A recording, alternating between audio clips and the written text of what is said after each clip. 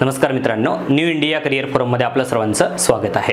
ज्या दिवशी महाराष्ट्र लोकसेवा आयोगाने सहाय्यक आयुक्त समाज कल्याण गट अ, समाज कल्याण अधिकारी गट ब आणि गृहप्रमुख गट ब या तीनही पदांसाठी जाहिरात काढली, त्या दिवसापासून आपल्या टेलिग्राम चॅनलवर जाहिराती संदर्भातले सगळे मुद्दे मी एक्सप्लेन करत आलेलो आहे आणि वेळोवेळी ज्या काही शंका तुमच्या मनात आहेत त्या सुद्धा बऱ्यापैकी सॉल्व्ह करण्याचा प्रयत्न जे आहे ते या टेलिग्राम चॅनलच्या माध्यमातून मी करतोच आहे।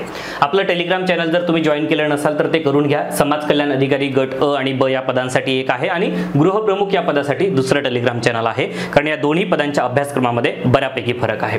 आपण टू द पॉइंट मुद्द्याला सुरुवात करणारच आहोत। आजचं जे मी काही इथे बोलणार आहे हे यासाठी आहे की जी आपली जाहिरात आलेली आहे त्या अनुषंगाने काही बाबी ज्या आहेत त्या मी सुद्धा इथे सांगणारच आहे, परंतु दिनांक 20 मे म्हणजे आजपासून जी या दोन्ही पदांसाठीची सहाय्यक आयुक्त समाज कल्याण आणि समाज कल्याण अधिकारी गट ब या दोन्ही पदांसाठीची ऑनलाईन बॅच आपली सुरू होते आहे।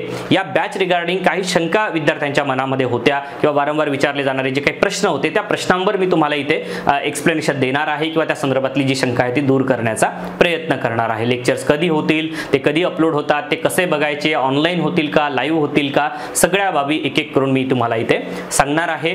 जरी तुम्ही ती बॅच जॉईन करा किंवा नका करू, परंतु ह्या सगळ्या गोष्टी तुम्ही एकदा समजून घ्या, कारण जाहिरातीबद्दल जर आपण पाहायला गेलात तर जवळपास क्लास 1 ची जी आहे ती 41 पदं आहेत आणि ही 41 पदं फार मोठी जाहिरात आहे असं मला वाटतं। कारण काय आहे की सरळ सेवेच्या जर तुम्ही अलीकडच्या काही जाहिराती पाहिलात तर 1, 2, 3 पदांसाठी जाहिरात येत असतात आणि प्रामुख्याने इथे राखीव पद जर आपण पाहिलात तर राखीव पद जे आहेत एकूण आरक्षण जे आहे 21 पदांसाठी आहे आणि अराखीव एकूण 20 पदांसाठी आहे। हे क्लास 1 च्या बाबतीत आहे आणि जर आपण स्पेशली महिला रिझर्वेशन जर पाहिलात याच्यामध्ये मी टेलिग्रामला हे टाकलं सुद्धा होतं की एकूण 12 पद जी आहेत ती अराखीवसाठी महिलांसाठी एकूण जे आहे 12 पद जे आहेत ते राखीव आणि अराखीव अशी मिळून महिलांसाठी आहेत, लक्षात घ्या, ठीक आहे। त्यामुळे महिलांसाठी 12 पद आहेत, त्यामध्ये राखीव आणि अराखीव अशी दोन्ही मिळून आहेत, त्यामुळे ही पदसंख्या जी आहे ती बऱ्यापैकी समाधानकारक आहे आपण असं म्हणूया। गट ब मध्ये जर आपण पाहिलात तर एकूण 22 पदांसाठी ही जाहिरात आहे, त्याच्यामध्ये एकूण राखीव जर आपण पाहिलात तर एकूण पदे जी आहेत एकूण 22 आहेत, त्याच्यापैकी 15 जी आहेत ती सर्वसाधारण आणि 7 जी आहेत ती महिलांसाठी आहेत, राईट। सो अशी ही जाहिरात आहे। बघा, फॉर्म भरताना ज्या काही तुम्हाला अजूनही अडचणी येत असतील, सपोजली तुमचं क्वालिफिकेशन आहे मात्र तुम्ही नॉट एलिजिबल दाखवत आहात, राईट, म्हणजे आयोगाच्या वेबसाईटवर जर तुम्ही बघितलात तर नॉट एलिजिबल दाखवत असेल तर तुम्ही एकदा पात्र असूनही जर अपात्र दाखवत असेल तर आयोगाशी संपर्क करा, आयोगांच्या निदर्शनास त्या गोष्टी आणून द्या की माझ्याकडे ही पदवी आहे, जाहिरातीमध्ये नमूद ही पात्रता आहे आणि मी पात्र आहे प्रथम दर्शनी, तरी सुद्धा मला अपात्र का दर्शविल्या जात आहे। ह्या सगळ्या गोष्टी जर तुम्ही आयोगाच्या निदर्शनास आणून दिलात तर आयोग जे आहेत या गोष्टीवर काहीतरी समाधानकारक उत्तर नक्की देईल। सो आपण आयोगाशी बोलताना एक चांगल्या पद्धतीने आणि समजावून सांगणं अगदी गरजेचं आहे की त्यांना तो मुद्दा नक्की कळायला पाहिजे की विद्यार्थ्याची अडचण काय आहे, ही गोष्ट लक्षात घ्या, राईट। इतरत्र माहिती विचारणामध्ये किंवा याला विचार त्याला विचार, एखादी व्यक्ती दुसरी काहीतरी माहिती देतो, सो गोंधळून न जाता आयोग आहे, लक्षात घ्या, सन्माननीय आयोग आहे, त्यामध्ये तज्ञ व्यक्ती बसलेले आहेत, त्यांना अधिकृत माहिती विचारा, लक्षात घ्या, ठीक आहे। तर विशेष जिल्हा समाज कल्याण अधिकारी गट अ या पदासाठी जी चाळणी परीक्षा घेण्यात आली, काही विद्यार्थ्यांनी म्हटलं की चाळणी परीक्षा म्हणजे काय। आता बघा, आम्ही चाळणी परीक्षा पहिल्यांदा ऐकले। चाळणी परीक्षा याचा अर्थ की विद्यार्थ्यांचे किती फॉर्म्स येतात आयोगाला, लक्षात घ्या। आयोग काय करतं की सरळ सेवेची जेव्हा जाहिरात देते तेव्हा आयोग असं म्हणते की फॉर्म किंवा उमेदवारांची संख्या किती आहे हे बघून चाळणी परीक्षा आयोजित केली जाईल। कशासाठी तर विद्यार्थ्यांची संख्या कमी करण्यासाठी, कारण उच्च शैक्षणिक मर्यादा वगैरे ते बघतात आणि त्याच्यानुसार मग मुलाखत वगैरे घेऊन ते निवड करतात, परंतु पात्र असलेल्या युवक युवतींची संख्या सुद्धा बऱ्यापैकी आहे, त्यामुळे आयोगाकडे भरपूर फॉर्म जातात आणि चाळणी परीक्षा आयोगाला घ्यावी लागते। 12-13 मध्ये सुद्धा घ्यावी लागलेली होती आणि एकंदरीत आयोग चाळणी परीक्षा घेतो असं आपल्याला निदर्शनास येतं। त्यामुळे चाळणी परीक्षा म्हणजे काय, एक स्क्रीनिंग टेस्ट आहे, ती याद्वारा उमेदवार जे आहेत ते गाळले जातात, म्हणजे कमी विद्यार्थ्यांची संख्या कमी केली जाते। फॉर एक्झाम्पल आता याच्यामध्ये 40 पदं आहेत आणि साधारणतः 2-3 हजार किंवा जास्त, मी सांगतोय हा 2-3 हजार म्हणजे अगदी कमी आकडा, पुण्यातूनच 2-3 हजार फॉर्म जातील, बरोबर आहे। त्यामुळे एक साधारणतः 1-1.5-2 लाख जर फॉर्म गेले आयोगाकडे, मग 2 लाख लोकांची इंटरव्ह्यू घेणं तर शक्य नाहीये, बरोबर आहे की नाही। मग ऑब्वियस गोष्ट आहे की चाळणी परीक्षा, एक गाळणी परीक्षा, स्क्रीनिंग टेस्ट आयोगाला घ्यावीच लागणार आहे। त्यामुळे आयोग अशा पद्धतीची एक चाळणी परीक्षा घेतो, काही विद्यार्थी निवडतो आणि मग मुलाखत घेऊन आणि दोन्ही गोष्टींचा विचार करून मग ते पात्रता यादी किंवा जे आहे अंतिम यादी जी आहे ते लावत असतात। आता गट अ चा अभ्यास अभ्यासक्रम आयोगाने दिलेला आहे आणि गट ब चा अभ्यासक्रम. आता आयोगाने असं म्हटलंय जाहिरातीमध्ये की अभ्यासक्रम जर चाळणी परीक्षा आयोजित करायचे झाल्यास अभ्यासक्रम अपडेट केला जाईल की अभ्यासक्रम जो आयोगाच्या वेबसाईटवर उपलब्ध करून देण्यात येईल. तर जनरली आयोगाने जर अभ्यासक्रम अपडेट जरी केला तरी कंटेंट काय असेल यावर तुम्ही फोकस करा. कंटेंट काय असेल तर समाज कल्याण अधिकारी गट ब आणि समाज कल्याण अधिकारी गट अ म्हणा, सहाय्यक आयुक्त म्हणा, समाज कल्याण अधिकारी गट अ म्हणा, तर या पोस्ट साठीचा जो कंटेंट आहे तो जनरली समाज कल्याण आणि समाज कल्याणाशी रिलेटेड, समाज कार्याशी रिलेटेड, सामाजिक प्रश्नांशी रिलेटेड, सामाजिक कायद्यांशी रिलेटेड असणार आहे. आणि प्रशासनात व्यक्ती जात असल्यामुळे काही प्रशासकीय नियमांची, प्रशासकीय कायद्यांची जर त्या व्यक्तीला जाणीव असेल ते सुद्धा तपासून पाहण्याचा जो हेतू आहे तो आयोगाचा असू शकतो. त्याच्यामुळे आयोगाने अपडेट जरी केला तरी काही नवीन मुद्दे याच्यामध्ये येऊ शकतात किंवा आहे तोच सिलेबस इलॅबोरेट करू शकतो. आयोगाने राज्यसेवेचा परीक्षेचा अभ्यासक्रम सुद्धा अपडेट केलेला होता. तोच अभ्यासक्रम सविस्तर पद्धतीने आयोगाने पुन्हा विस्तृत करून दिलेला होता. आता तर ती परीक्षा डिस्क्रिप्टिव्ह झाली, तो भाग वेगळा आहे, परंतु त्याच्या आधीची गोष्ट सांगतोय मी तुम्हाला. आणि आधी आयोगाने सुद्धा याच्या आधी अनेक ज्या सरळ सेवेच्या जाहिराती काढलेल्या होत्या त्या सरळ सेवेच्या जाहिरातीमध्ये सुद्धा तीच गोष्ट नमूद केलेली होती की आम्ही अभ्यासक्रम पुढे म्हणजे काय म्हणतात त्याला, चाळणी परीक्षा आयोजित करायची झाल्यास तो अपडेट करून देऊ. हो, अपडेट करून देऊ म्हणजे जो जुना अभ्यासक्रम होता तोच नव्याने मांडणी करून अपडेट करून देण्यात आलेला होता. सो मी असं ठामपणे म्हणत नाहीये की हाच ॲज इट इज असणार आहे, परंतु जरी अपडेट झाला तरी कंटेंट फारसा बदलणार नाही हा सांगण्याचा हेतू आहे, तो तुम्हाला लक्षात आलेला असेल. आता याच्यामध्ये लक्षात घ्या की समाज कल्याण अध्ययन एकूण 75 गुणांसाठी आहे. त्याच्यामध्ये एकूण 4 मुद्दे जे आहेत, 5 मुद्दे जे आहेत त्या आयोगाने दिलेले आहेत. एक मुद्दा आहे समाज कार्याचा इतिहास आणि तत्वज्ञान, हिस्टोरिकल बॅकग्राऊंड काय आहे सोशल वर्कचा. लक्षात घ्या social work, right, professional social work हे काय आहे मी एका डेमो लेक्चर मध्ये सांगितलंय. ते डेमो लेक्चर तुम्ही सगळं सविस्तर बघा, आपल्या ॲपवर उपलब्ध आहे. काही वेळानंतर मी युट्यूबला सुद्धा ते उपलब्ध करून देणार आहे. सो इतिहास आणि तत्वज्ञान, फिलॉसॉफी जे आहे समाज कार्याची, समाज कार्यकर्ता काय मूल्ये, काय गृहीते, काय आचारसंहितेवर आधारित काम करतो आणि समाज कार्याचा हेतू जो आहे तो काय आहे नक्की, समाज कार्याची म्हणून काहीतरी एक मूल्य आहेत ती काय आहेत, समाजकार्य कुठल्या तत्वज्ञानावर आधारित काम करतं. समाज कल्याण प्रशासन ही गोष्ट वेगळी आहे. आपण प्रशासकीय अधिकारी होणार आहोत. समाज कल्याण प्रशासनाचा आपल्याला अभ्यास करावा लागणार आहे. समाज कल्याण हे जी आहे, समाजाचं कल्याण करत असताना ज्या सेवा ज्या आहेत, ज्या सामाजिक सेवा आणि संस्था आहेत त्यांचं सगळं व्यवस्थापन इथे समाज कल्याण प्रशासनामध्ये केलं जातं. त्या सगळ्या गोष्टी आपल्याला समाज कल्याण प्रशासनामध्ये अभ्यासाव्या लागतील. त्याचं हिस्टोरिकल बॅकग्राऊंड अभ्यासावं लागेल आणि एकंदरीत ते कशा पद्धतीने काम करतं, केंद्रीय पातळीवर कशा पद्धतीने, राज्य पातळीवर कशा पद्धतीने, स्थानिक पातळीवर कशा पद्धतीने, या सगळ्या गोष्टींचा अभ्यास याच्यामध्ये अंतर्भूत आहे.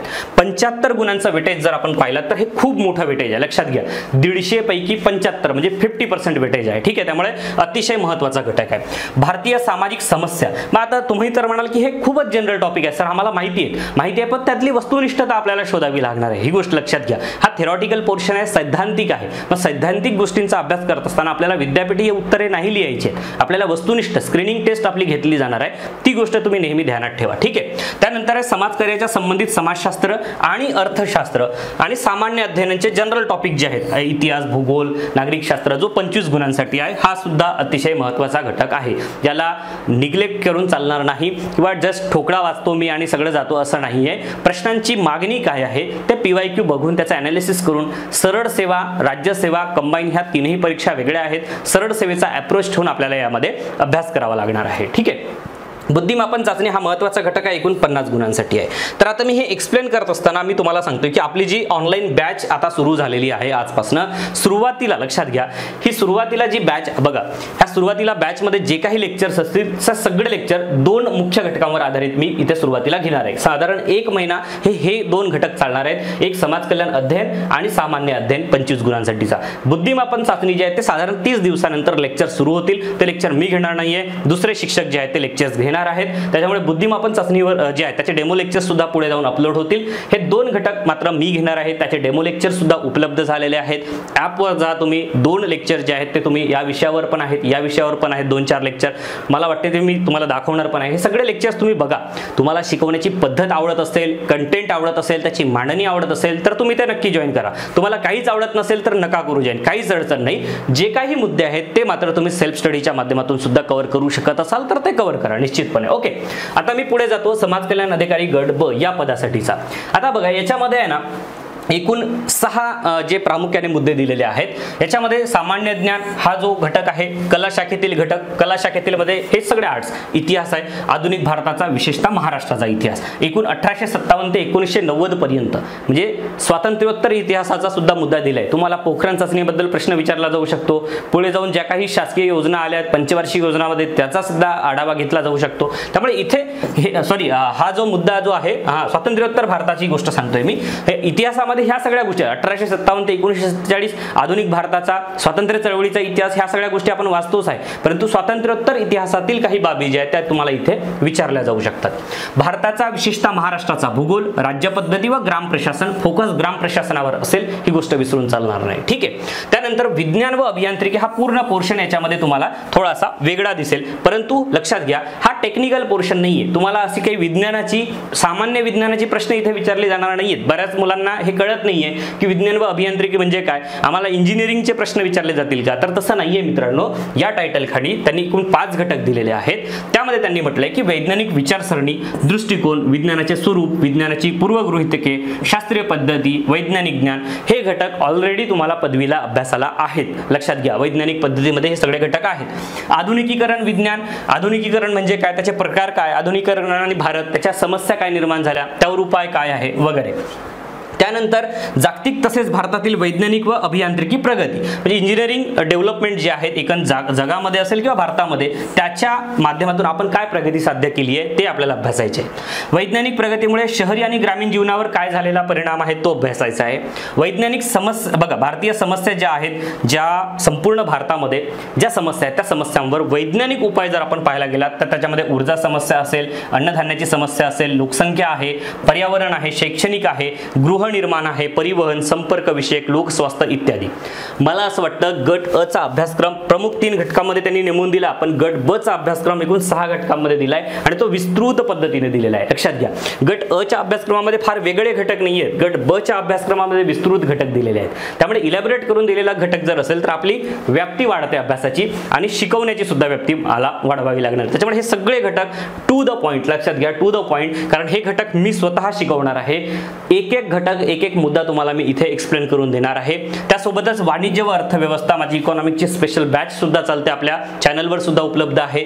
भारतीय आयात निर्यात आहे, राष्ट्रीय विकासात सरकारी आणि ग्रामीण बँकांची भूमिका, किमती वाढण्याची कारणे, उपाय, शासकीय अर्थव्यवस्था, हे मुद्दे त्याच्यामध्ये त्यांनी दिलेले आहेत। या घटकासाठी फारसं काही आगळं वेगळं करायची गरज नाही, जनरल इकॉनॉमिक्स जे आपण वाचतो तेच आपल्याला करायचे आहेत, फक्त कन्सेप्च्युअल क्लिअरिटी असणं फार गरजेचं आहे। किमती कधी वाढतात, का वाढतात, त्याची कारणं काय, पुरवठाजन्य, त्यानंतर मागणीजन्य, हे सगळे मुद्दे जे आहेत आपल्याला इथे कव्हर करायचे आहेत। त्यानंतर आता आहे समाज कल्याण अध्ययन, हा जो मुद्दा आहे। आता समाज कल्याण अध्ययन मध्ये 6 मुद्दे दिलेत आणि जो त्यांनी 4था मुद्दा दिलाय सामाजिक सुरक्षा विषयक कायदे वगैरे, तर हा इथे नाहीये, परंतु इथे प्रश्न आहेत ना मित्रांनो, साधारण 5 प्रश्न जर आपण पाहायला गेलात ना तर सामाजिक कल्याण कायद्यावर किंवा समाज सुरक्षा कायद्यांवर, सामाजिक सुरक्षा कायद्यांवर प्रश्न आहे त्याच्यामध्ये, जरी तो नसला तरी सुद्धा। म्हणून तुम्हाला सांगतोय गट ब चा अभ्यासक्रम जो आहे तो विस्तृत पद्धतीने दिलाय। गट अ च्या अभ्यासक्रमामध्ये फार ठळक मुद्दे दिलेत, पण प्रश्नांची व्याप्ती जी आहे ती मात्र वाढलेली आहे। त्यामुळे फारसा असा फरक जर आपण करायला गेला तर आगळा वेगळा काहीही फरक याच्यामध्ये दिसत नाही। दोन्ही पोस्टची काठिण्य पातळी समान असणार आहे, प्रश्नांचं स्वरूप बऱ्यापैकी समान असणार आहे। हे राज्यसेवेसारखं आणि हे कंबाईन सारखं असं काहीही नाहीये, तसं तुम्ही डोक्यातून काढून टाका, ठीक आहे। आणि मग चालू घडामोडी आणि बुद्धिमापन विषयक प्रश्न, इथे गट ब मध्ये साधारण 25 प्रश्न जे आहेत ते मागच्या वेळेस बुद्धिमत्तेवर विचारलेले होते, गणित नाही, लक्षात घ्या। बुद्धिमत्ता विषयकच प्रश्न त्यांनी जास्तीत जास्त विचारलेले आहेत, गणिताचा फारसा एखादा प्रश्न तुम्हाला दिसेल तरी तो मी नाही असंच म्हणेन 100%। तर 25 प्रश्न जे आहेत ते बुद्धिमत्तावर आहेत, इथे 50 प्रश्न जे आहेत ते बुद्धिमत्तावर आहेत। 75 प्रश्न समाज कल्याण अध्ययनावर आहेत, साधारण 20-25 प्रश्न इथे समाज कल्याण अध्ययन या घटकावर आहे। त्यामुळे प्रश्नांचा वेटेज भिन्न आहे, त्याच्यामुळे अभ्यासात कुठल्या घटकाला किती महत्त्व द्यायचं हे सुद्धा भिन्न ठरतं। एखादा विद्यार्थी जर फक्त गट ब साठीच जर पात्र असेल आणि फक्त गट ब चाच फॉर्म भरलेला असेल तर तुम्ही याच अभ्यासक्रमावर फोकस करायला पाहिजे असं मला वैयक्तिक वाटतं। बघा आतापर्यंत मी तुम्हाला अभ्यासक्रम जे आहे ते समजावून सांगितलेलं आहे की काय अभ्यासक्रम आहे, त्यातले घटक कुठले आहेत, त्याचं वेटेज कसं आहे इत्यादी बाबी। थोडंसं बॅचकडे आपण पुन्हा जाऊया। न्यू इंडिया करिअर फोरमची जी बॅच आहे जी सुरू होते आहे ती कशी जॉईन करायला पाहिजे. न्यू इंडिया करिअर फोरम हे ॲप तुम्ही डाउनलोड करा. 4 अक्षर जे आहे ते तुम्ही प्ले स्टोअरला टाका. NICF ॲप डाउनलोड होईल. लिंक मी डिस्क्रिप्शनमध्ये दिलेलंच असेल.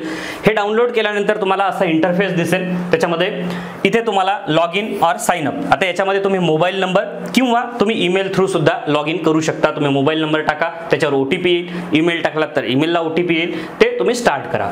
इथे मग तुमचं नाव लिहायचं आहे आणि तुम्ही पुढे जा आणि त्याच्यानंतर तुम्हाला काय दिसेल की अशा पद्धतीने काही ॲप्समध्ये फोल्डर्स वगैरे दिसतील. त्याच्यामध्ये जर तुम्ही स्टडी मटेरियलमध्ये गेलात तर मग समाज कल्याण विभाग भरती, त्याचे जे काही पेपर्स वगैरे आहेत, प्रिव्हियस इयर क्वेश्चन्स, जाहिरात, त्यानंतर मग इतर मुद्दे जे आहेत ते मी याच्यात टाकलेले आहेत. आणि बाकी सुद्धा बघा हे ॲप जे आहे ते जनरल गोष्टींसाठी सुद्धा तुम्हाला कामी येईल. स्टेट बोर्डची सगळी पुस्तके NCERTची टाकलेली आहेत. बरेचसे व्हिडिओ जे आहेत ते मी याच्यामध्ये टाकले आहेत. संसद TV आहे किंवा रॅपिड रिव्हिजन सिरीज वगैरे.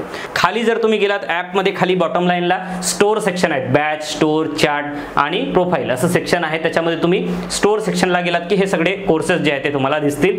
न्यू इंडिया करिअर फोरमने 3 महत्त्वाचे कोर्सेस सुरू केलेले आहेत. त्याच्यामध्ये पहिला कोर्स आहे समाज कल्याण अधिकारी A आणि B म्हणजे सहाय्यक आयुक्त समाज कल्याण आणि समाज कल्याण अधिकारी गट ब या दोन्ही पदांसाठीचा एकत्रित कोर्स आहे. बरेचसे विद्यार्थी दोन्ही पदांना पात्र आहेत, ज्यांना अनुभव सुद्धा आहे, त्याची पात्रता आहे, शैक्षणिक अर्हता आहे, त्यामुळे ते दोन्ही पदांसाठी कोर्स जॉईन करू इच्छितात. तर त्यांच्या मागणीस्तव असा एकत्रित कोर्स आपण सुरू केलेला आहे आणि दोन्ही वेगवेगळ्या कोर्सेस सुद्धा उपलब्ध आहेत. एखादा विद्यार्थी फक्त क्लास 1 पदासाठीच पात्र असेल तर त्याने क्लास 1 पदाचाच कोर्स जॉईन केला तरी हरकत नाही. क्लास 2 साठीच पात्र असेल तर 2 साठी जॉईन केला तरी काही हरकत नाही. ठीक आहे. बघा याच्यामध्ये हे सगळं देत असताना बऱ्याच गोष्टी याच्यामध्ये इन्क्लूड कराव्या लागतात.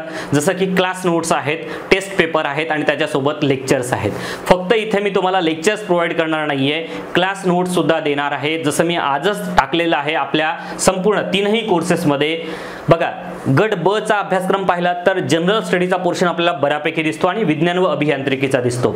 गट अ च्या पोर्शनमध्ये जर तुम्ही पाहिला तर समाज कल्याण अध्ययन जो सोशल सायन्सचा जो आपल्या सोशल वर्क आणि सोशल वेलफेअर ॲडमिनिस्ट्रेशन जे आहे त्याचा पोर्शन आपल्याला बहुतांश आहे. त्याच्यामुळे दोन्ही पोस्टचा अभ्यासक्रम वेगवेगळा आहे, त्यांना कंबाईन करून चालणार नाही. ही गोष्ट लक्षात घ्या. कंबाईन म्हणजे तुम्ही दोन्हीचे एक्झाम देत असाल तर ठीक आहे, परंतु जर तुम्ही सेपरेट एक्झाम देणार आहात कारण ह्या पदांची परीक्षा जी आहे ती वेगवेगळ्या दिवशी होणार आहे. ही गोष्ट लक्षात घ्या पहिले, कारण जाहिराती वेगवेगळ्या आहेत, कारण त्यांची पात्रता वेगवेगळी आहेत, आयोगाला वेगवेगळे अर्ज जाणार आहेत, त्यामुळे तीनही एक्झाम्स वेगवेगळ्या होतील. परीक्षा ऑनलाईन होईल की ऑफलाईन होईल. बघा सरळ सेवेच्या बहुतांश परीक्षा आयोग ऑनलाईन घेतो, पण जर विद्यार्थी संख्या खूप जास्त असेल तर मग कदाचित ऑफलाईन होऊ शकते, कमी असेल तर ऑनलाईन पण होऊ शकते. आता आयोग हळूहळू ऑनलाईन कडे शिफ्ट होतो आहे, त्यामुळे आपण ऑनलाईन सुद्धा त्या प्रश्नांचा सराव करणार आहोत.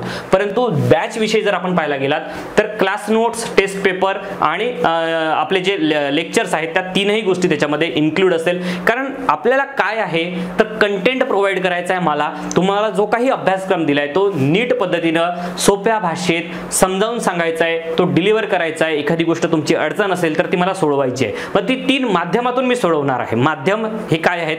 टेस्ट पेपर हे एक माध्यम आहे, लक्षात घ्या. आपण सहज टेस्ट पेपर नाही देत. आपला सराव कसा आहे, आपल्याला काय येते, आपली वस्तुनिष्ठता आहे का नाही अभ्यासात हे तपासायचं असेल तर आपल्याला टेस्ट पेपर द्यावेच लागणार आहेत. त्याच्याशिवाय त्या गोष्टी आपल्याला कळणार कशा? इतर लोक काय अभ्यास करतायत, मी काय करतोय, मी किती पाण्यात आहे हे स्वतःला चेक करावंच लागणार आहे. त्याच्यामुळे टेस्ट पेपर हे कंपल्सरी आहेत. टेस्ट पेपर आपले ऑनलाईन आपण सोडवून घेणार आहोत. सगळे टेस्ट पेपर जे आहेत, काही घटक न्याय असतील आणि 5 एकूण कॉम्प्रिहेन्सिव्ह पेपर आपल्या ॲपमध्ये असणार आहेत, आपल्या बॅचमध्ये असणार आहेत. 3ही बॅचमध्ये. मग गट अ ची बॅच असेल तर गट अ चे पेपर्स असतील, गट ब ची बॅच असेल तर गट ब चे पेपर्स असतील. दोन्ही इंटिग्रेटेड जर तुम्ही कोर्स जॉईन केला तर दोघांचे पेपर्स तुम्हाला त्याच्यामध्ये मिळतील, सोडवता येतील. राईट.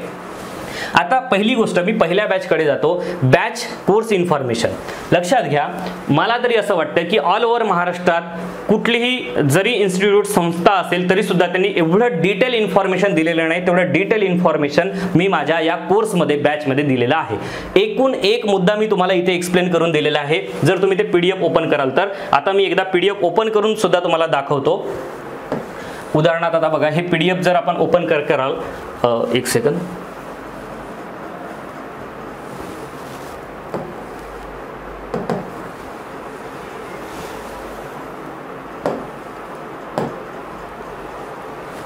बघा कोर्स विषयीची सर्व माहिती संपूर्ण PDF मध्ये एकूण 7 पानांचा PDF आहे, त्याच्यामध्ये मी सगळी सविस्तर माहिती दिलेली आहे। सहाय्यक आयुक्त समाज कल्याण आणि समाज कल्याण अधिकारी गट ब या पदासाठी जो ऑनलाईन कोर्स आहे, त्या पदाची चाळणी परीक्षा जी काही असेल त्यासाठीचा ऑनलाईन कोर्स आहे आणि त्याची सगळी माहिती याच्यामध्ये 20 तारखेपासून बॅच सुरू होत आहे। प्रवेशाची अंतिम तारीख 20 जून आहे। त्यानंतर या कोर्स मध्ये सवलत ठेवलेली आहे, पूर्ण 1000 रुपये सवलत आहे। ही सवलत दिनांक 31 मे 2023 पर्यंत असणार आहे। मित्रांनो, 1 तारखेला कोर्सची फीस 1000 रुपयाने वाढणार आहे, त्यामुळे जर तुम्ही या कोर्सला प्रवेश घेणार असाल तर लक्षात घ्या, मी पुन्हा सगळ्या गोष्टी सांगणार आहे, तर तुम्ही 31 मेच्या आत प्रवेश घ्या, जेणेकरून तुम्हाला सवलतही मिळेल। आणि मेन महत्त्वाचा मुद्दा आहे, या कोर्समध्ये सगळे जे क्लास नोट्स आहेत, जे की सुरुवातीला आम्ही फक्त PDF स्वरूपात ठेवणार होतो, विद्यार्थ्यांच्या मागणीस्तव ते सगळे आपण PDF स्वरूपातले जे नोट्स आहेत ते सगळे घरपोच पाठवणार आहोत। ही गोष्ट लक्षात घ्या, याच फीस मध्ये तुम्हाला घरपोच नोट्स मिळणार आहेत, त्यामुळे तुम्ही 31 मे पर्यंत जर तुम्ही प्रवेश घेतला तर त्याचा तुम्हाला फायदा